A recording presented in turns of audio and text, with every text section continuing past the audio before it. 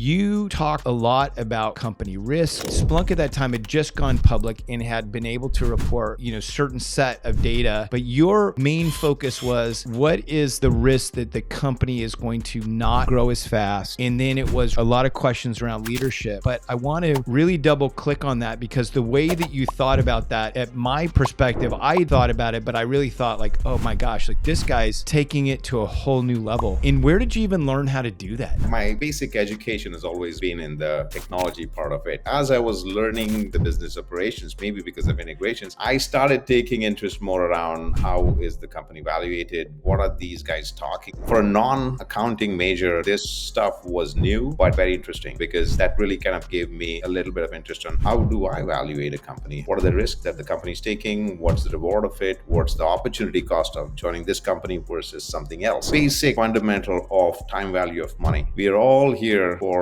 a few years in our career. So if you are not at the right place at the right time, you're perhaps moving on a slow track. While you cannot always be on the fastest track available, that's something out of control. You definitely want to optimize every lever you have in your control to be there to take advantage of what you're getting in exchange of your time. So that's what my thought process was when I was joining Splunk. How likely in my own metrics with what I know right now is the company, like to kind of make the company grow and my career grow. Just started kind of learning online a little bit more around valuation about companies, how does share pricing work, how to read financial reports, so on and so forth. While this might seem like very complex, it's actually not. It can be simplified down to very simple things and you can go as deep as you want. By no means I'm a valuation expert of any sort, but I definitely consider myself a good basic evaluator of the company's fundamentals. And that's, I think, an important lesson for all of us to learn is that you can go grind on crazy spreadsheets, crazy data, but we all know have done well for themselves in selecting company and taking equity off the table by just having a basic fundamental framework and leveraging it. And then also getting more data. That was one of the things that always stuck with me too, is that you were then saying, okay, what other data pieces can you legally provide me that I can understand to really help make my decision? Basic things like pre-IPO or just IPO companies have data that they can provide, just that no one asks for it. One basic advice that I always like to give people is ask. The worst thing is people are going to say, no, that's legally, I cannot provide you that. But it's always helpful to ask people about what the current internal valuation is. I think with newer technologies coming in like ChatGPT and everything, perhaps I'm looking up something which simplifies reading financial reports so much that you can totally get the gist of what they are trying to say, even through their fat financial reports. I know people, when they're evaluating companies, they go through different company reports, they look at the risks, they look at a lot of different factors. And now there's going to be the ability to consolidate that data. And so, what I would encourage, again, people getting into technology, look through the data, understand the financial fundamentals of the company. Our goal is to be shareholders, to be partners with them so that we're then aligning what we're delivering with what the company is delivering as well. When I think about, your career, so you went on from Splunk and you worked for Zora, then you worked for Sumo and helped take both of those companies through IPOs. When you think about reflecting on the evaluation criteria for those companies, like what are now some factors that you say, okay, I want the company valuation. What are some other things now with your experience that you say, here are 2 or 3 other factors that are really important to me when I evaluate companies? Talking about the non-financial metrics, I think primarily the product vision, the leadership, the company's culture and values definitely have to align first. Without that, everything else is not useful, right? At least in my playbook. I'm not purely running for the dollar growth, but I'm looking at fundamentally, how is it, do I really want to be a part of this company? The company size often matters. I've seen time and again, companies end up hiring very rapidly or very misaligned or expensive employees. That's the case. I want to kind of understand whether they are being financially savvy about how to utilize the funds in an early stage company. If you're not making use of the investor money prudently, then you're definitely ruining the company, but also you're taking my career down as well with it. I want to be conscious of that fact when selecting companies. Now coming to the financial metrics of it, right? Overall, good metrics to look at is employees' size, the revenue of the company, the growth rate of the company, what their strategic plans are, and what areas they want to expand in. The total addressable market where the company plays is an important factor. If you're trying to solve a problem where there are way too many players, perhaps you're going to get a very thin slice of the pie. And if the TAM itself is not large enough, then you're not going to end up making that much money as much as you romanticize. Of course, it's a very subjective call call on how it should be, but I think looking at the market and with experience, people should be able to guess that quickly. The other thing that I like to look at is in terms of what